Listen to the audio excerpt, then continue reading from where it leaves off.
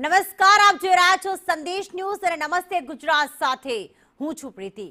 બંગાળના મુખ્યમંત્રી પદે શુભેન્દુ અધિકારી આજે શપથ લેશે। આજે સવારે 11 વાગે તેઓ સીએમ પદે શપથ ગ્રહણ કરશે, જેમાં પ્રધાનમંત્રી નરેન્દ્ર મોદી અને કેન્દ્રીય ગૃહમંત્રી અમિત શાહ તથા જેપી નડ્ડા હાજરી આપશે। ભાજપ શાસિત રાજ્યોના મુખ્યમંત્રીઓ પણ ઉપસ્થિત રહેશે। ગઈકાલે શુભેન્દુ અધિકારીએ રાજ્યપાલ સાથે મુલાકાત કરી હતી અને સરકાર બનાવવાનો દાવો તેમણે રજૂ કર્યો હતો। ભાજપના ધારાસભ્યોના સમર્થન પત્રો પણ રાજ્યપાલને સોંપવામાં આવ્યા હતા। બંગાળમાં 2 નાયબ મુખ્યમંત્રી પણ શપથ લેશે, જેમાં અભિનેત્રી રૂપા ગાંગુલી ડેપ્યુટી સીએમ તરીકે શપથ લેશે, ત્યારે શુભેન્દુ અધિકારી સાથે મંત્રીમંડળ પણ શપથ લેશે।